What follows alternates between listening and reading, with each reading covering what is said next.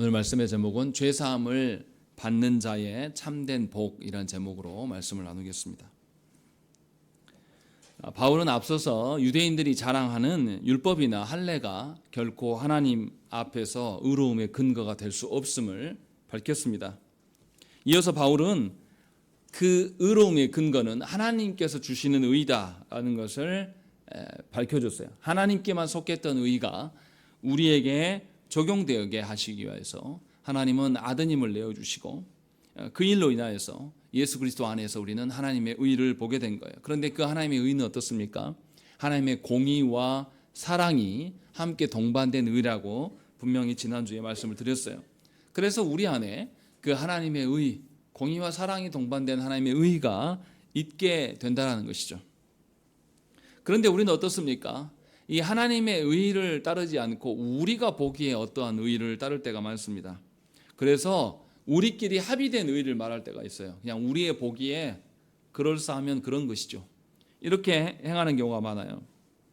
그래서 믿는 자들도 하나님 앞에서의 우리의 정체성을 찾는 것이 아니라 여전히 예수 믿으면서도 사람들 앞에서 사람들이 인정해 주기를 요구하는 것이, 그런 욕망에 시달리는 것이 우리의 인생이곤 합니다. 또 반대로 하나님을 향해서 어떻습니까? 우리가 순종한 것에 대해서, 우리가 순종할 수 있는 것이 하나님의 은혜인데 거꾸로 우리가 순종한 것에 대해서 하나님께 상급을 달라고 요청하는 경우가 훨씬 많습니다. 이러한 교만을 우리는 보인다는 것이죠. 유대인들도 이러한 오류가 있었습니다. 그래서 바울은 오늘 본문에서 이 두 가지의 오류들에 대해서 이것이 어떻게 잘못된 것인가 라는 것을 입증해 줍니다. 혹시나 예수 믿으면서 여러분들이 교회 안에서 무엇인가를 행하고 순종하였던 그 결과로 인하여서 하나님께 무엇인가를 요구한다면 여러분들은 오늘 말씀을 보면서 돌이키셔야 됩니다. 또 반대로 하나님 앞에서 정체성을 찾지 않고 세상 속에서 우리의 어떠함을 찾으려고 하는 것, 사람들의 앞에서 인정에 그 목말라 있다라면 여러분들은 돌이키셔야 한다는 것입니다. 바울이 이것을 오늘 본문에서 입증해 줍니다. 그런데 이 본문을 읽는 사람들이 유대인들이 있기 때문에 먼저 유대인들을 초점을 놓고, 왜냐하면 유대인들이 율법과 할례를 강조하기 때문에 이것이 옳지 않은 것에 대한 증거를 하기 위해서 두 사람을 불러옵니다. 그 두 사람이 누굽니까? 1절에 있는 것처럼 아브라함이에요. 그리고 6절에 있는 것처럼 다윗입니다. 유대인들에게 아브라함과 다윗은 자신들의 조상이며 또 자신들이 가장 바라는 이상적인 왕의 모습이에요. 그런데 이 두 사람 다 유대인들이 생각하는 것처럼 사람의 어떠함으로 하나님께 의로움을 받는 것이 아니다라고 말하고 있는 것이죠. 이것을 꺼내들고 있는 겁니다. 아브라함의 경우를 먼저 생각을 해봅시다. 이스라엘 백성들 중에서 가장 처음 할례를 받은 사람이 누굽니까? 아브라함이에요. 하나님께서 할례를 최초로 시행한 사람이 아브라함이고 하나님께서 아브라함에게 믿음의 조상이라고 하셨단 말이에요. 그래서 유대인들이 생각하기에는 어떻습니까? 아브라함이 의롭게 된 것은 뭐 때문이다? 할례를 시행한 것이 아닌가, 이렇게 이해하기 시작한 것이죠. 그런데 바울은 그렇지 않음을 말하고자 하는 것입니다. 할례 때문이 아니다. 할례 때문이 아니라 믿음 때문이다 라고 말하고 있는 거예요. 그래서 분명하게 이것을 교정하기를 원합니다. 조국 교회 많은 성도들도 어떻습니까? 믿음의 조상 하면 아브라함을 떠올려요. 그래서 아브라함이 처음부터 믿음의 아주 신실한 사람일 것이라고 착각을 합니다. 그래서 아브라함은 창세기 12장 때부터 우리랑 다른 존재이고 뭐 이럴 것이라고 우리는 큰 착각을 합니다. 그래서 믿음의 조상 아브라함을 하고 우리가 그를 극도로 찬양할 때가 많이 있어요. 그런데 아브라함 한번 생각을 해보십시오. 아브라함은 어떤 사람입니까? 정말 못났어도 정말 못난 사람입니다. 자기 살려고 누구를 넘깁니까? 자기 아내를 2번이나 넘겨요. 여러분들 그런 취급 받은다면 여러분들 그 남편을 믿겠습니까? 근데 사라는 그래도 같이 살아요. 어떻게 보면 사라가 인간적으로 훨씬 더 그릇이 큰 사람이에요. 아브라함은 이렇게 하나님께서 주시는 가정을 지킬 줄 모르는, 자기밖에 모르는 그런 인간입니다. 이 사람이 과연 믿음이 있는 사람이다 라고 말할 수 있겠습니까? 그럴 수 없어요. 정말 찌질한 사람인 거죠. 또 어떻습니까? 아브라함이 75세에 하나님께 부름을 받고 하나님으로부터 약속을 받아요. 땅의 약속과 자녀에 대한 약속들과 또 열방의 복의 통로가 되게 할 것이다. 이 세 가지 약속을 받습니다. 그런데 아브라함이 기다리지 못해요. 물론 아브라함이 적게 기다린 건 아닙니다. 10년 이상 기다렸기 때문에 굉장히 기다린 건 맞아요. 그런데 나중에 어떻습니까? 아내 사라와 합의하에 어떻게 하죠? 하갈, 여종 하갈과 동침하여서 아들을 낳았습니다. 하나님의 약속을 믿고 기다린 사람이라고 보기는 참 어려워요. 기다리지 못했다는 것을 알 수 있고, 또 사라가 죽고 난 다음에 아브라함이 어떻게 합니까? 다른 부인을 얻습니다. 그두라라는 그 부인을 얻어서 아들을 6명이나 낳아요. 그런데 그 아들들이 어디 가서 삽니까? 하나님의 약속의 땅에서 살지 않아요. 하나님의 약속의 땅에 살지 않고 동방으로 가서 살합니다. 왜 그렇게 삽니까? 아들들을 믿음의 자녀로 키우지 못했다라는 증거예요. 이것이 아브라함의 일생입니다. 여성 여러분들, 과연 아브라함이 믿음직한 남편이고 신앙의 남편이라고 말할 수 있겠습니까? 사실은 자세히 살펴보면 그렇지 않다라는 것이죠. 정말 아브라함이 믿음의 사람이었다면 하나님이 주신 자녀들을, 심지어 이스마엘까지도 하나님의 말씀대로 키우려고 애를 썼을 거예요. 그런데 성경에는 그런 모습이 없어요. 아브라함은 처음부터 믿을 만한 사람인 것이 아닙니다. 성경도 그것을 말하고 있는 것이죠. 그런데 우리는 엄청난 오해를 합니다. 아브라함 하면 굉장히 신실한 사람이라고 우리는 착각하는 것이죠. 그런데 성경에서 그렇게 말하지 않습니다. 그래서 바울도 뭐라고 합니까? 2절 말씀 보십시오. 2절 읽겠습니다. 시작.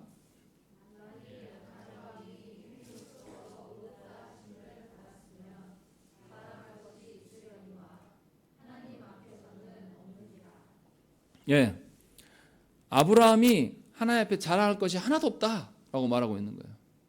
아브라함이 행위로서 의롭다 하심을 받았다면 더더욱 자랑할 것이 없다라는 거예요. 그러니까 아브라함이 하나님 앞에서 정말 좋은 인간인가, 좋은 신자인가라고 말할 때 그렇지 않다라고 지금 바울은 이야기를 하고 있는 거죠. 그러니까 아브라함에 대한 평가가 어떠한지를 우리는 잘 알아들어야 돼요. 그런데 어떻습니까? 하나님께서 아브라함을 의롭다 여깁니까? 여기지 않습니까? 창세기 15장 6절 말씀을 보시면 아브라함이 믿음에 하나님께서 그를 의롭다고 여겨주십니다. 행위가 아니라 아브라함이 믿기 때문에 하나님께서 그를 분명하게 의로운 존재라고 말하기 시작한다는 거죠. 생각을 해보세요. 창세기 12장에서 하나님께서 세 가지 약속을 주시면서 아브라함한테 뭐라고 합니까? 어디로 가라고요? 어디를 떠나서 어디로 가라고요? 친척, 본토, 아비 집을 떠나서 하나님의 약속의 땅으로 가라고 말씀하시는 겁니다. 우리 시대로서 생각하면 곤란해요. 당시 시대로서의 아버지 집을 떠나가는 것은 굉장히 위험한 겁니다. 우리 시대는 이 땅 지나고 나면 그 다음에 어떤 나라가 있고 그 나라에서 어떤 사법 체계가 있고 어떤 보험이 있는지 다 아는 시대고, 아브라함 시대는 알 수가 없어요. 족장 시대입니다. 이 지역을 넘어서 저 지역에 가는 길에 누가 사는지도 알 수가 없고 가는 길에 만나서 죽임을 당할 수도 있어요. 그런데 그 미지의 땅으로 아브라함이 나아갑니다. 이것이 큰 순종이라고 할 수도 있겠죠. 그런데 바울은 뭐라고 말하냐면 2절에서 누구 앞에서는 없다고 말하죠? 하나님 앞에서는 아브라함이 자랑할 것이 없다. 행위로는 더더욱 자랑할 것이 없다라고 말하는 것입니다. 이처럼 의롭다 함에 대해서 이야기할 때 누가 평가하시느냐가 굉장히 중요한 것입니다. 우리는 성경에 아브라함이 나오기 때문에, 아브라함의 이야기가 많기 때문에 하나님이 아브라함이 인정했을 것이라고 착각하는데, 아브라함의 어떠함으로 하나님이 인정하신 것이 아니에요. 왜냐하면 그 의롭다 함의 평가를 누가 하시기 때문에 하나님께서 하신다는 것이죠. 다시 말하면 우리의 구원도, 우리의 믿음도 누가 평가하신다는 것입니까? 하나님께서 하신다는 것이지 사람이 보기에 어떠한 것이 절대 아니에요. 그러니까 여러분들은 기억하셔야 돼요. 여러분들의 믿음과 신앙의 평가자가 누구십니까? 하나님이시지 여러분들의 동료 성도들이 아니에요. 사람이 보기에 어떠한 것이 절대 아니라는 것입니다. 그래서 우리 교회는 간증을 허용하지 않아요. 간증의 기준이 누굽니까? 자칫 잘못하면 사람일 수가 있어요. 우리의 기준으로 그것을 근거로 말하는 것이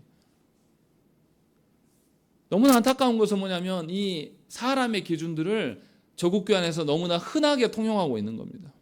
사람의 기준으로 봤을 때 좋아 보이는 것, 사람의 기준에 어떠함을 말하는 것이 간증이 되어버렸습니다. 하나님의 기준이 나에게 어떻게 적용되고 그 앞에서 내가 아무것도 아닌 존재를 드러내기 위한 간증이 아니라 자신이 원래 이런 사람이었는데 고난 중에 있다가 하나님이 도우셔서 내가 이런 수준의 사람이 됐다 하면서 사람들의 기준을 어떻게 말하는 것이 우리 일반적인 믿음의 이야기를 하는 경우에 드러나는 형태입니다. 그러나 바울은 분명하게 이야기해요. 이 의롭다함의 평가자는 하나님이시다.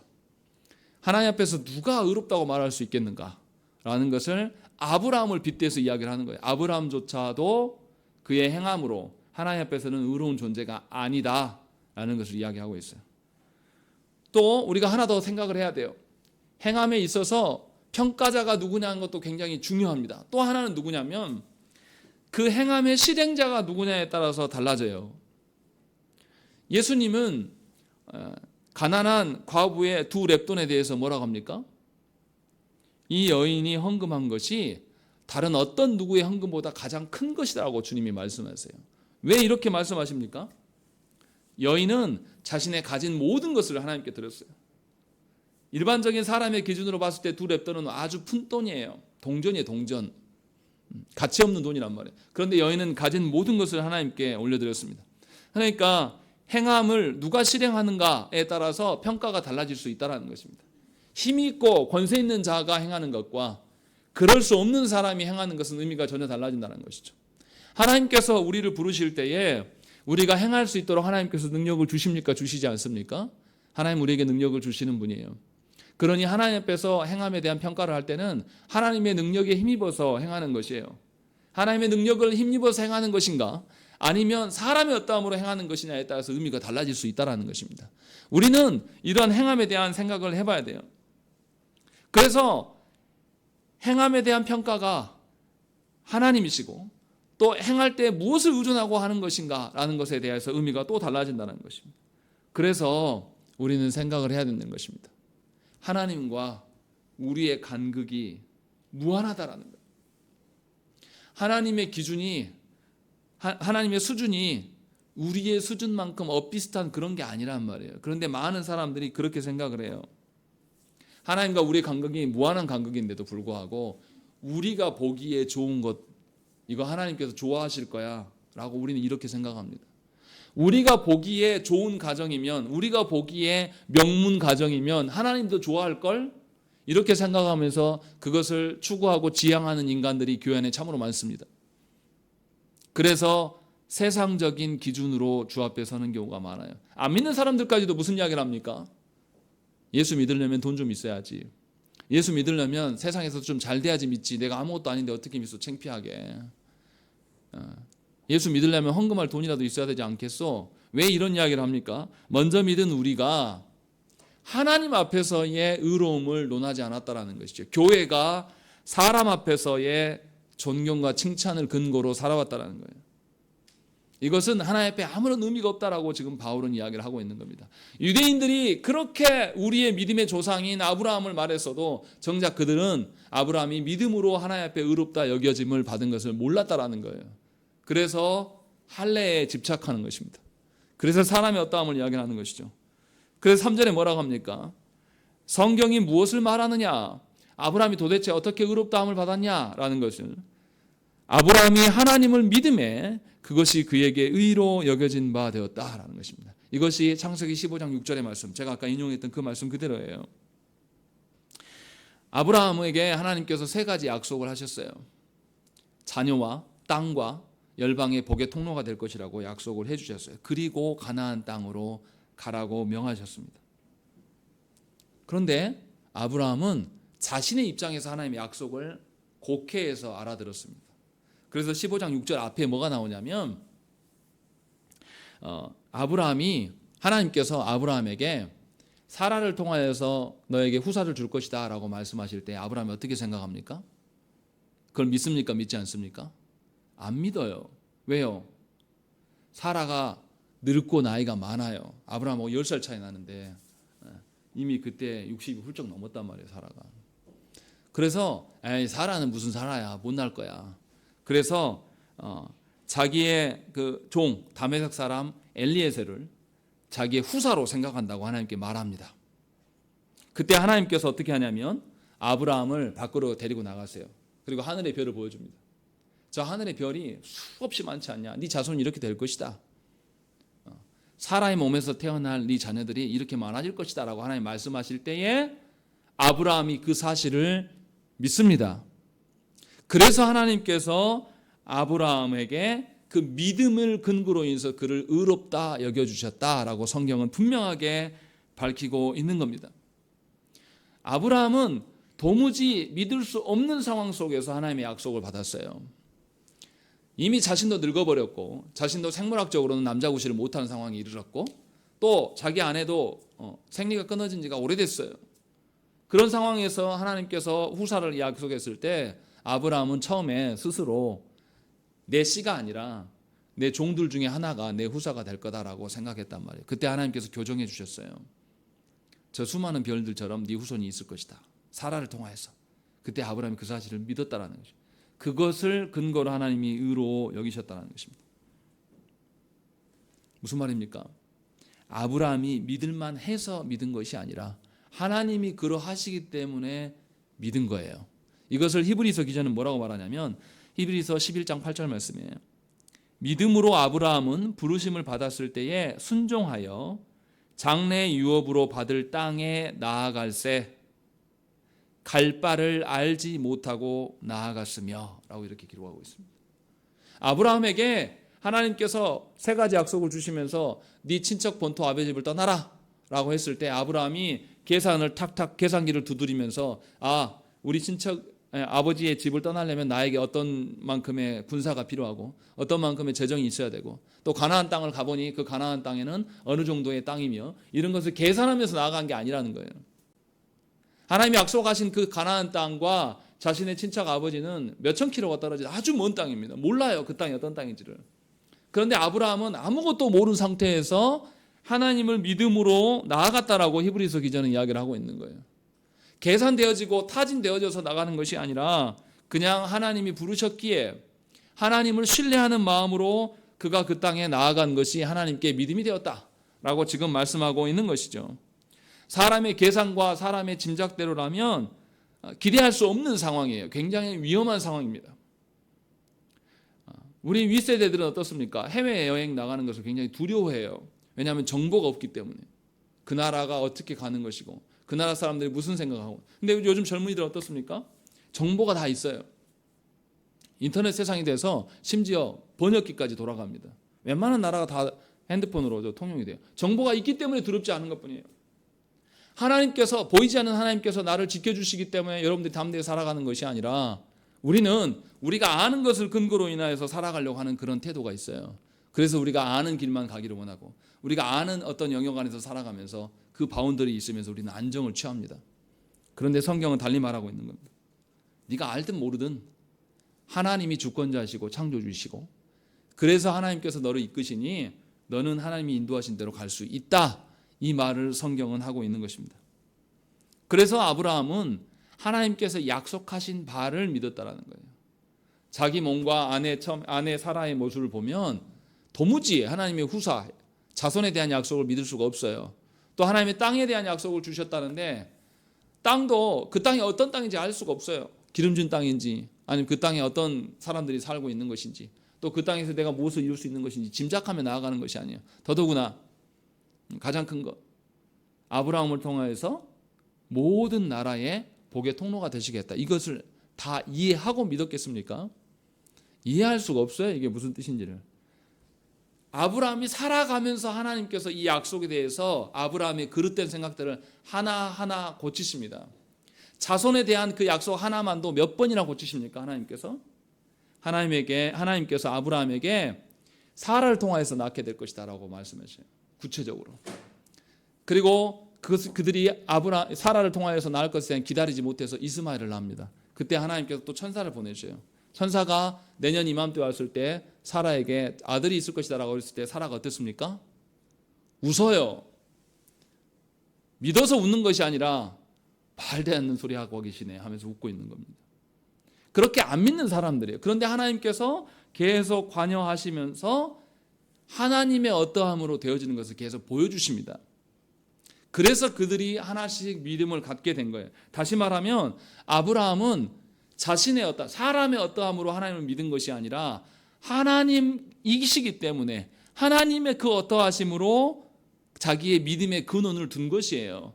그래서 하나님께서 이것을 그의 의로 여기셨다라고 성경은 이야기를 하고 있는 거죠. 그래서 아브라함은 자랑할 것이 하나님밖에 없어요. 하나님의 어떠하심은 자랑할 것이 있어요. 그런데 자신의 어떠함은 자랑할 것이 없습니다. 왜냐하면 하나님께서 후사를 약속하셨음에도 누구를 보호하지 않았습니까? 사라를 보호하지 않아요. 하나님께서 사라를 통하여서 후사를 주시겠다고 했으면 그 사라를 어떻게 해야 돼요? 어떻게 해서든 지켜내지 않겠습니까? 그런데 바로에게 그냥 줘버려요. 오히려 하나님이 지키시는 것을 그가 경험하는 것이죠. 이것이 아브라함이 의롭게 됨의 근거라고 성경은 분명히 밝히고 있는 것입니다. 그래서 하나님께서 우리를 의롭다 여겨주심은 순전히 하나님의 어떠하심이에요. 그래서 우리가 자랑해야 될 것은 하나님이시지 우리 자신일 수가 없다는 것입니다. 예수 믿으면서 우리는 큰 착각을 해요. 나의 어떠함을 사람들 앞에서 입증하기를 원합니다. 내가 예수 믿으면서 신앙생활 해나갈 때 우리의 신앙이 좋음을 하나님께 입증받으려고 하는 사람이 몇이나 됩니까? 우리는 그러지 않아요. 교묘하게 사람들 앞에서 나를 포장하고 나를 어떻게 세우려고 합니다. 그래서 교회 안에 거짓된 겸손도 있습니다. 교회 안에 거짓된 섬김도 있어요. 누구를 위함인 거죠? 자신을 위함인 거예요. 자신의 이름값 하려고, 자신의 명예를 회복하려고 서려고 하는 사람들이 굉장히 많아요. 문제는 이런 사람들이 많아지면 많아질수록 교회는 다툼과 분쟁이 있습니다. 왜냐하면 누구보다도 내가 높아져야 돼요. 누구보다도 내가 입증돼야 한다는 말이죠. 자기 자신을 드러내고 자기 자신을 입증하려고 하는 것입니다. 그런 사람들이 모이면 어떻겠습니까? 자기 기준보다 높은 기준으로 누군가가 섬기려는 사람이 나타나면 어떻겠어요? 그 사람이 부담스러워요. 너무 열심히 섬기는 사람들 어떻게 합니까? 너무 지나친 거 아니요, 좀 적당히 합시다 라고 이야기하고, 혹시 자기의 수준이 남들보다 훨씬 월등해요. 그럼 뭐 하겠습니까? 나만큼 좀 해봐. 나는 이것도 하고 저것도 하고, 내가 교회 생활 30년 동안 하면서 얼마나 내가 많은 것을 했는데. 그래서 모이기만 하면 계속 자기 어떠함을 이야기하는 거예요. 신앙생활 오래 했는데요, 자기가 일궈낸 이야기들을 하는 분들이 교회 안에 많아요. 또 자기가 일궈낸 것이 없으면 없는 대로 또 주눅이 들어서 아무 말도 못하는 분들도 있다는 것입니다. 미안하지만 우리의 의롭다함은 하나님의 어떠하심 때문에 된 것이에요. 우리가 자랑할 것이 없습니다. 자기를 드러내고 자랑한다라는 것은 결국은 하나님 앞에서 하나님의 어떠하심으로 의롭다함을 받지 못했다라는 것, 그것을 자기 스스로 고백하는 것과 같다라는 것입니다. 바울은 지금 이 이야기를 하고 있는 거예요. 그런데도 어떤 사람들이 있냐? 4절과 5절에 보시면 은혜와 보상을 헷갈리는 자들이 있다라고 이야기합니다. 우리 4절 말씀 읽겠습니다. 시작.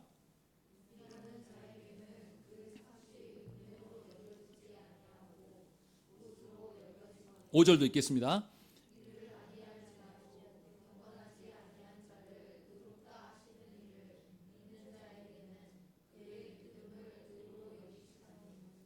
먼저 4절부터 생각하면, 일하는 사람은 자기의 정당한 싹스를 받는 것이 정당하다고 생각할 겁니다. 그래서 하나님께 보상해 달라고 요구해요. 하나님, 내가 이것도 섬기고 저것도 섬기고 이것도 했으니까요, 하나님 상급 주세요 라고 하는 거예요. 한국교회 안에서 상급 논리를 말하는 것이 바로 이런 겁니다. 하나님 베푸신 그 나를 의롭다고 여겨주시는 것, 하나님 나를 구원하심을 철저한 값없는 하나님의 은혜로 여기지 않고 자신의 어떠함으로 간주하려고 하는 사람들이 굉장히 많아요. 그래서 하나님께서 자기의 간절함이나 자기의 수고에 대해서 하나님이 응답해 주시는 것이 너무나 당연한 것이다 라고 여겨요. 그래서 어떻습니까? 하나님이 기도 응답하지 않으면 언제까지 하라고요? 될 때까지 하라고. 자기의 간절함으로 누가 응답하실 것이다, 하나님은 응답해야 된다, 이 말을 하고 있는 겁니다. 이건 믿음이 아니에요. 굉장한 교만이고 고집입니다. 무슨 말입니까? 하나님께 무엇인가 내가 열심히 했는데 하나님께서 보상하지 않으셔요. 그럼 하나님을 뭐라고 간주하기 시작합니까? 하나님 어떻게 나한테 이럴 수 있습니까? 하나님, 내가 이 교회에서 직분자로 이것도 하고 저것도 하고 내 일을 살았는데 하나님은 불의하신 분이네요. 하나님은 한 만큼 주시는 분이 아니네 라고 하면서 하나님에 대해서 도전하고 원망합니다. 이러한 사고는 세상의 사고예요. 심은 만큼 거둔다고요? 하나님 앞에 우리가 그렇게 말할 수 있습니까? 이건 자본주의 논리예요.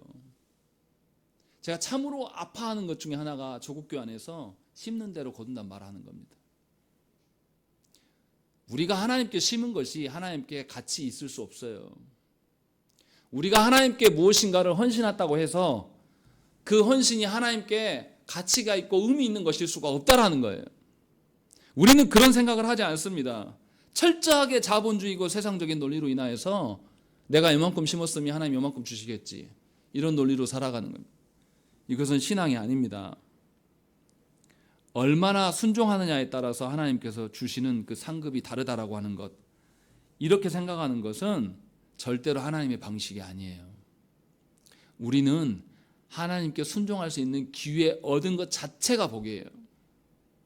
우리의 어떠함으로는 하나님께 설 수가 없는 것인데 하나님께서 우리와 관계를 트시고 우리에게 관계를 맺을 수 있도록 허락해 주신 것 자체가 복이라고 생각한다면 다른 이야기가 되기 시작하는 겁니다.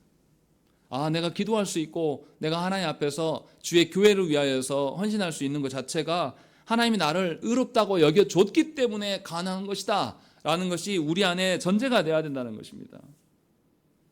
그렇지 않으면 언제나 사람이 어떠한 밖에 남을 수가 없어요.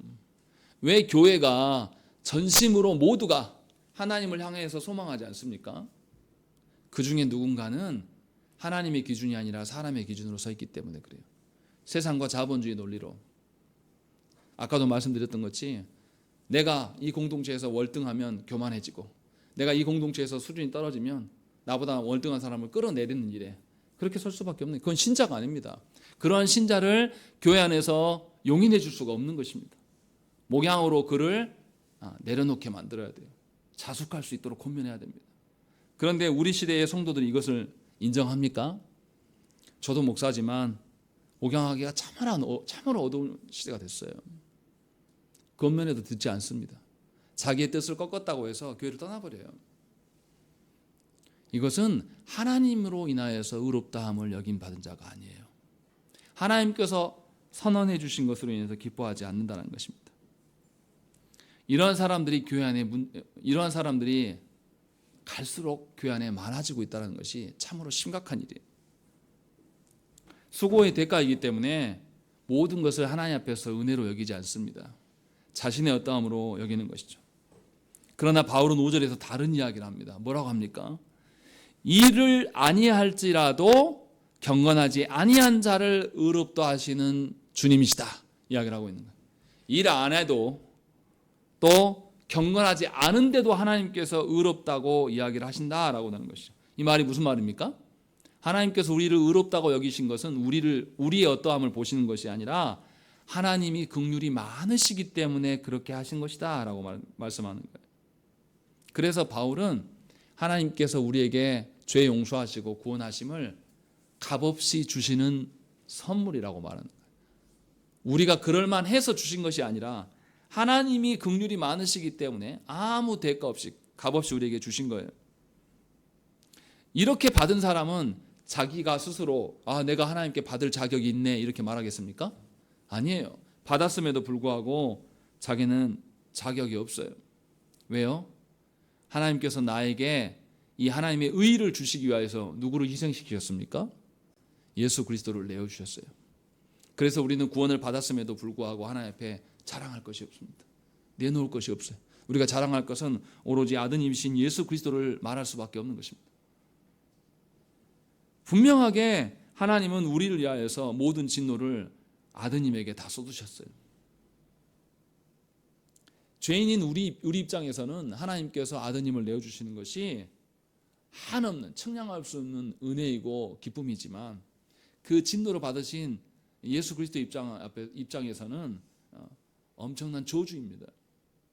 이렇게 우리는 막대한 은혜를 받았어요.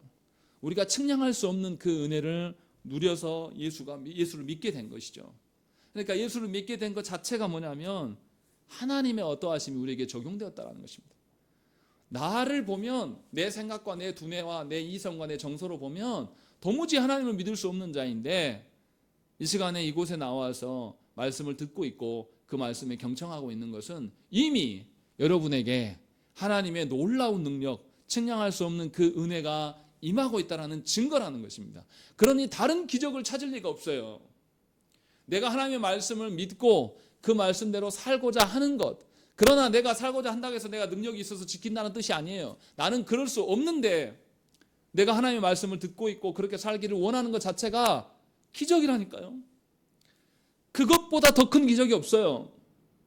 그것이 우리에게 와 있단 말이에요. 그런데 조국교회 안의 성도들이 이것이 큰 기적이고 가장 큰 가치라고 여기지 않기 때문에 뭐합니까?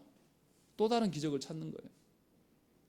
하나님 놀라운 기적으로 우리 자녀가 잘 되게 해주세요. 하나님 놀라운 기적으로 이빨이 아말강이었던 이빨이 금이빨로 바꿔주세요. 이거 보고 믿는다고 말한단 말이에요. 그러면 그 사람이 하나님께서 의롭다 하심을 아는 자입니까? 모르는 자입니까? 전혀 모르는 자라는 거죠. 그런데 우리는 그것을 꿈꿔요. 하나님, 내가 예수를 잘 믿고 주의 뜻대로 살 테니 내 앞길을 형통하게 해주세요. 하나님, 우리 새끼들을 위해서 내가 죽어라고 기도하니까요, 우리 자식들 세상에서 무시당하지 않고 다 평안하게 강건하게 살게 해주라고, 이것을 복이라고 말한단 말이에요. 복일 수 있겠냐 이 말이에요. 그렇게 살아가는 자녀는 절대로 하나님께 돌아오지 않습니다. 하나님이 주신 은혜와 복이 뭔지를 그 사람은 몰라요. 여기서 우리가 진짜 생각을 해봐야 돼요. 사람이 행한다라는 것도 한번 생각을 해봐야 합니다. 사람이 행한다는 것, 정말로 우리의 능력으로 행하는 것입니까? 여러분들이 일궈놓은 것들 다 어디 안에서 일궈진 겁니까? 농부가 씨를 뿌리고 열매를 거뒀어요. 그가 이룬 것입니까? 하나님께서 이루게 하신 겁니까? 우리가 행하는 모든 것들은 하나님께서 만드신 피조세계라는 그 기반이 있어야지만 우리가 행할 수가 있는 거예요. 여러분들의 직장과 여러분들이 공부하는 그 학교와 여러분의 어떠함이 하나님께서 계속 지속적으로 지키시고 돌보시기 때문에 그게 유지되는 것이고, 그것이 기반이 되어 있을 때에 우리의 행함을 말할 수가 있는 거예요. 심지어 그 환경, 외부적인 환경 말고도요, 내 자신을, 우리 육신을 한번 살펴보십시오. 우리 육신의 기관들 중에서요, 우리의 의지하고 상관없이 무의식적으로 움직이는 기관들이 있어요. 그 기관이 뭡니까? 대표적으로 뭡니까? 심장이에요. 여러분들 심장 멈추라고 여러분들 손가락이나 이런 거는 여러분들 명령해서 움직이면 돼요. 내가 하라는 대로 해요. 얘는. 심장은 어떻게 해요? 여러분들이 태어날 때부터 죽을 때까지 멈춥니까? 안 멈춥니까? 안 멈춰요. 계속 기동하게끔 하나님께서 심장을 계속 보존하시고 붙들어 주실 때에 우리는 뭔가 행할 수가 있어요. 다시 말하면 무슨 말을 하려고 하는 겁니까? 우리가 행한다는 것도 그 전제가 누구 안에 있을 때예요? 하나님이 만드신, 하나님의 창조의 영역 안에 있을 때에 우리의 행한다고 말할 수가 있는 거예요, 사실은. 그런데도 우리가 하나님 앞에서 우리의 행함을 말할 수 있냐 이 말이에요. 도리어 우리의 행하고 기동하는 것들, 우리가 하나님의 창조의 목적대로 기동하지 못하는 것에 대해서 이상하게 생각을 해야 돼요. 하나님이 나를 창조하셨는데 내가 하나님이 창조하신 그 기준대로가 아니라 죄의 기준으로 세상을 향해서 지향하고 있는 나의 이상함, 나의 뒤틀림, 내가 오작동이구나, 내가 뭔가 고장난 존재구나 라는 것을 아는 것이 훨씬 더 중요한 것인데, 우리는 그것에 대해서 상고하지 않아요. 그것에 대해서 생각하지 않는단 말이에요. 너무나 안타까운 것은 뭐냐면, 우리 자녀들이 죄인으로 태어나서 살아가는 우리 자녀들에게 하나님의 창조하신 것이 우리의 본분이고, 그 창조하신 목적대로 우리가 인생을 살아가는 것이 가장 큰 복이다라는 것을 부모들이 자녀들에게 가르치지 않는다라는 거예요. 그래서 자녀들이 뭘 고민합니까? 세상처럼 되지 못하는 것에 대해서 고민하는 거예요. 사춘기만 오면 그때부터 다 뭐합니까? 너희들은 공부 열심히 해야 돼. 다른 거 다 일하지 말고 엄마 아빠가 다 해줄 테니까 열심히 세상 지식에 쌓는 것만 열심히 해. 그거면 좋게. 하나님 가르치지 않아요. 그러니까 자녀들이 뭘 꿈꿉니까? 세상을 꿈꿔요. 10대 때부터. 그리고 20대 때는 세상을 꿈꾼 것이 이루어지지 않은 것 때문에 애달파하는 거예요. 왜 그렇습니까? 하나님 앞에서 자녀를 키우지 않았다는 증거예요. 이제 30대가 돼서 세상으로 나가버리면요, 돌아오지 않습니다. 다 망해먹고 다 끝나면 돌아올지 모르겠어요. 하나님의 은혜 없이는요, 절대 돌아올 수가 없습니다. 우리가 그렇게 살아간다는 거죠. 그래서 사람의 어떠함을 우리는 모두 지향하는 겁니다. 이것이 지금 바울이 우리에게 말하는 거예요. 도대체 우리가 어떻게 구원받냐? 하나님이 우리를 인정해 주시지 않으면 우리가 어떻게 구원받을 수 있겠느냐? 아브라함도 그렇게 해서 구원받은 자다. 그래서 믿음으로 구원받은 것 아니겠는가? 그래서 우리가 하나님께서 베푸신 것을 마땅한 보상이라고 말할 수가 있는가? 전부 값없이 준 은혜가 아니겠는가? 이 이야기를 지금 하고 있는 거예요. 하나님의 어떠하심을 믿는 것이 가장 중요한 것이에요. 하나님께서 처음 사람을 창조하셔서 어떻게 창조하셨습니까? 하나님의 형상으로 창조하셨어요. 그러면 우리가 다시 예수 그리스도로 인하여서 우리의 형상을 회복해야 돼요. 그래서 하나님이 창조하신 그 목적대로 우리가 움직여가는 것이 오작동이 아니라 바른 방향이구나 라는 것을 알아야 된다는 거죠. 이것을 아는 자만이 이제 복을 논할 수가 있게 돼요. 그래서 6절부터 8절까지 무슨 뭐 합니까? 다윗이 말하는 복을 이야기를 합니다. 7절과 8절에 나와 있는 것은 시편 32편의 말씀을 가져온 것이에요.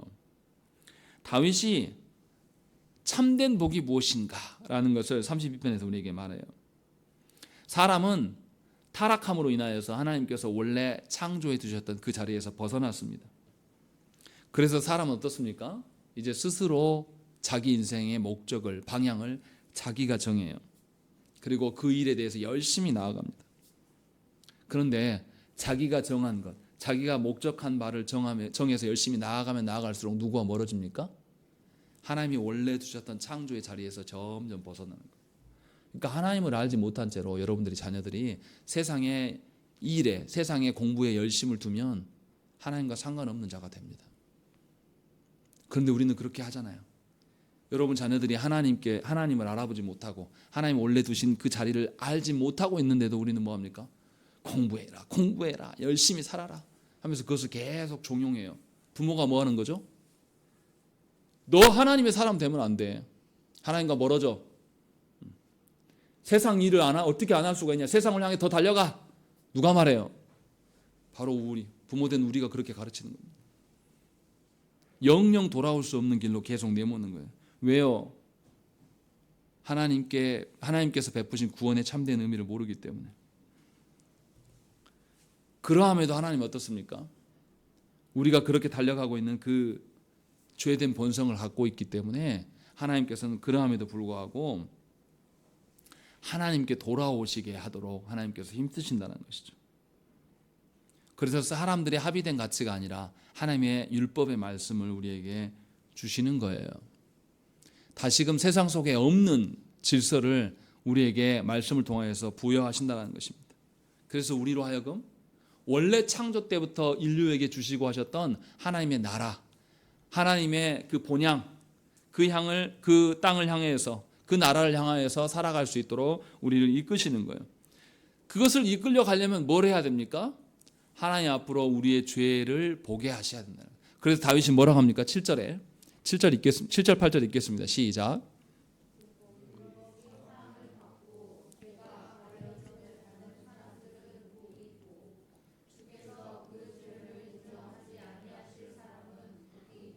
예. 다윗은 두 번이나 계속해서 무슨 이야기합니까?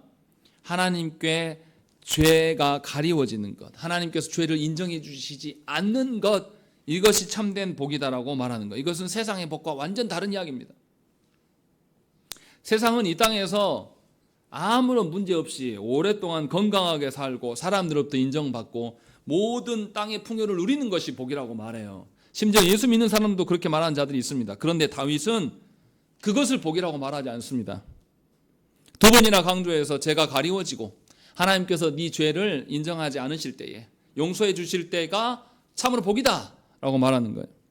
다윗이 세상의 복을 모르는 사람입니까? 아니에요. 다윗은 고대 근동 모든 나라를 제패했던 사람이에요. 그래서 모든 고대 근동에서 다윗에게 다 승복하고 다윗에게 조공을 바쳤던 그런 패권을 쥐어봤던 사람이에요. 세상이 말하는 복을 충분히 누려본 사람입니다. 그런데 다윗은 그 세상이 말하는 복을 복이라고 인정하지 않아요. 지금 유대인들에게 바울이 이 이야기를 하고 있는 겁니다. 니네가 아는 아브라함도 할례로 인하여서 의롭게 된 게 아니야. 하나님의 의로우심으로 하나님께서 의롭다고 여겨주셨고 그것을 믿었기 때문에 의롭게 된 것이고, 니네가 그렇게 칭송하는 다윗조차도 세상에서 크고 강성해지고 무탈하게 살아가는 것이 복이 아니라 하나님 앞에서 죄의 문제 해결받음이 진정한 복이라고 말하지 않느냐, 이 이야기를 지금 하고 있는 거예요. 무슨 말입니까? 다윗이 왜 죄에 대한 이야기를 합니까? 다윗이 살아보니까 하나님 앞에서 자기의 인생을 돌아보니까 모든 만물의 악한 것보다 더 악한 것이 사람의 죄예요. 다윗은 어떻습니까?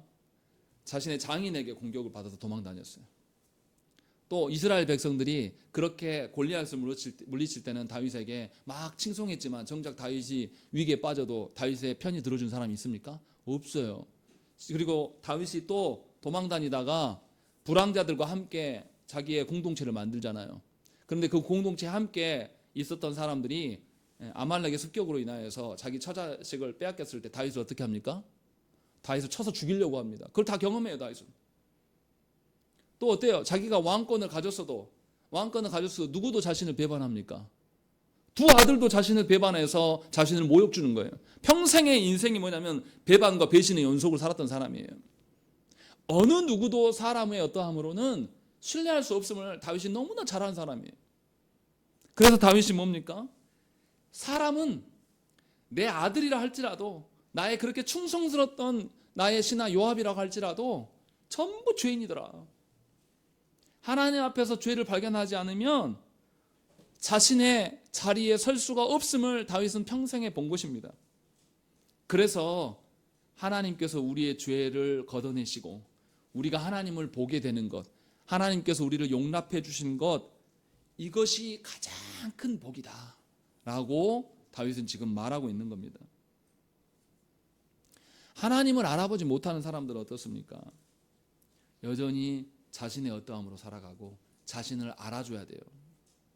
예수 믿어도요, 하나님께서 자신을 알아주는 게 아니라 목회자가 자신을 알아주기를 원하고 사람들이 자신을 알아주기를 원하는 사람이 교회 안에 너무나 많아요.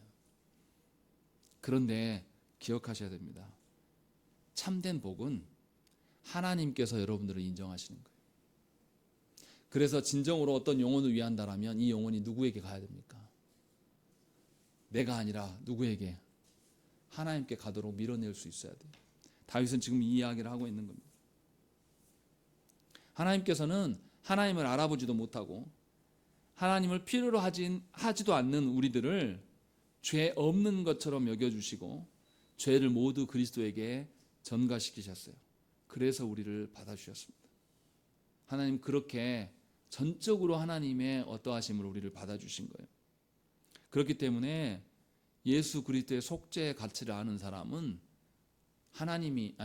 내 자신이 아닌 하나님만을 자랑할 수밖에 없어요. 하나님의 어떠하심만을 계속 노래할 수밖에 없다는 것이, 그것이 당연한 그의 복이에요. 정말 우리 이 시간 우리 자신을 한번 돌아보셔야 됩니다. 하나님께서 주신 2023년도를 우리가 어떻게 살아왔는지를 점검하셔야 한다는 것이죠. 우리의 인생이 그냥 자동적으로 내일이 있고 모레가 있고 계속 이어지는 게 아니에요. 하나님의 은혜 베푸심이 있기 때문에 내일이 있는 것이고 그것을 우리가 자동적으로 있는 것이라고 여기고 살아갑니다. 미안하지만요, 하나님께서 우리를 돌보시는 손을 잠깐만 떼면요, 우리는 내일이라는 거 없어요. 오늘도 다 이루지 못하고 갈 수 있습니다. 우리는 그런 존재예요. 과연 우리는 하나님 앞에서 살아가는 존재입니까? 우리는 하나님의 나라의 일을 하지도 않는 사람들이에요. 그것이 뭔지도 모릅니다. 관심도 없어요. 또 그렇다고 해서 우리가 경건하여서 하나님을 알아보는 자들입니까? 아니에요. 그런데도 주님은 우리를 받아주시고 있다는 것입니다. 이것이 가장 큰 복이에요. 그렇다면 우리는 어떻게 살아가야 되겠습니까? 우리를 증명하는 것이 아니라 하나님을 증명하려고 살아가셔야 된다는 것이에요. 세상은 자꾸만 우리에게 우리를 증명하라고 요구합니다. 그러나 하나님은 우리 안에 하나님이 계시는지를 묻고 계셔요. 그것이 참된 복이라고 말씀하고 있는 거예요. 제발 사람들 간의 합의 본상, 사람들이 만들어 놓은 어떤 가치, 질서, 체계를 그것이 복인 것처럼 쫓아서 살아가지 마십시오. 그것을 탈피하여서 하나님께서 주신 복을 찾으시기 바랍니다. 진정으로 하나님께서 우리에게 우리의 하나님의 형상을 회복해 하시고 다시금 하나님 나라를 보게 하신 것, 이것을 가로막는 일이 무엇인가를 우리가 점검하면서 그것들을 제거하는 일에 힘쓰셔야 한다는 것입니다. 그래서 진실로 여러분들이 그냥 자동적으로 주어지는 인생이 아니라 하나님의 살피시고 인도하심으로 하루하루가 계속 세워져 가는 것임을 깨닫기를 빕니다. 그래서 진정으로 세상과 다른 복으로 여러분들이 감사하며 오직 하나님만을 드러내는 역사가 있기를 간절히 축원합니다. 함께 기도하겠습니다.